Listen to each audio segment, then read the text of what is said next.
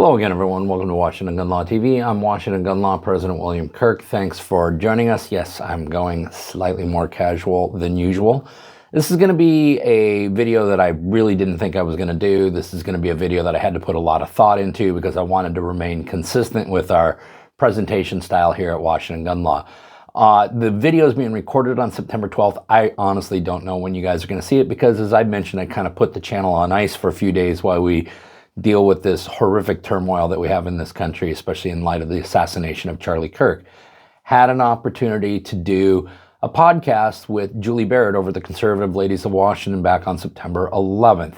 Her and I had a lot of talk before and after the podcast, and she asked if I was going to be speaking out on the horrific events that occurred over at Utah Valley University back on September 10th. I told her that I didn't really have any intention of it because it didn't really fit into what we do here at Washington Gun Law. I've had a lot of people come out and ask me if I was going to do anything, and I finally put some thought into it, and I decided that rather than sit here and rant and rave, what we're going to do is I'm going to present some questions to you, some questions that I think we all need to start asking ourselves and others around us so that we can have a serious soul search and figure out what the best move is moving forward. So today, let's spend a few minutes and let's talk about the questions all of us need to be asking right now.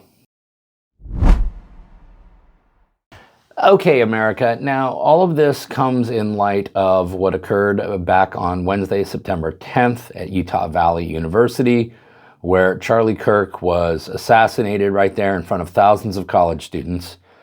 Charlie was obviously killed because he had the audacity to embrace free speech and to take free speech to college campuses and to have an open exchange of ideas, much like what our founding fathers intended.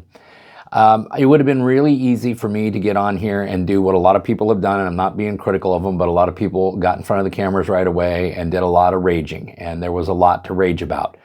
Candidly, you don't need content creators like me lighting the fuse. The fuse is already lit. You certainly don't need me throwing gasoline on the fire. So in keeping with the spirit of what we try to do here at Washington Gun Law, and that is keep things down the middle. I'm not going to tell you how to think, but I am going to give you some stuff to think about. And what I'm going to present to you today is 4 questions that I think we really need to just tap the brake pads and start asking ourselves, our family, our loved ones, our social circles, and start asking this because I think this really will help define what do we need to do moving forward, because we can't figure out what the solution is until we figure out first how bad the problem really is.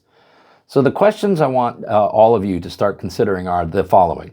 Number 1, do we live in a world now where words constitute violence and therefore violence can be justified to stop words? And in many ways, when you take a look at some of the people who are celebrating what occurred, which again is the murder of a young father and a husband. When you see the people celebrating that, and many believe that this was deserved, that somehow or another he had this coming, that somehow or another it's okay to kill people like that. Well, that is all based on this premise that words constitute violence. And if we accept that, are we now living in a world where violence is acceptable as a form of stopping words? The second thing we need to be asking ourselves, where does all this hate and violence come from? Now, I know there's a lot of people who will say, well, it's not really that much hate and that much violence. And there's some that are in the mainstream media saying, no, this is an isolated incident. Or there are some that will actually say that all the violence comes from the political right. But if we go back in our time machine just over the last few years, ask yourselves this question. How many times has any conservative been called a bigot, a Nazi, a racist, a homophobe, a transphobe, an Islamophobe, a white supremacist, or an existential threat to democracy? Yes, it has become mainstream American communication now to be able to label one side of the political aisle all of these horrific names simply because you disagree with their positions. And not only has it permeated mainstream American politics, it has also permeated mainstream media. And so should it come to a shock to a world full of vulnerable people who are easily manipulated, that when we are allowed to consistently label one side of the political aisle with all of these horrific labels, that people might act out in a violent fashion? Number 3, how much of the progressive left is completely insane? And when I say insane, what I'm referring to is either sociopathic or psychopathic behavior. Now, again, a lot of people are going to be like, well, this is just a few outliers. Well, first of all, there were a multitude of tweets, far too many to count, none of which that we're going to reproduce here on this channel, that celebrated the murder, again, of a young father and husband. Now, for those of you who want to sit there and say, but that's just the small segment, ask yourself this. How come many of these posts received 100, 200, 300, 400,000 likes? Listen, I get that social media is the great sewer of human communication, but it is also a very telling place as to what the attitude is of people on all sides of the political spectrum.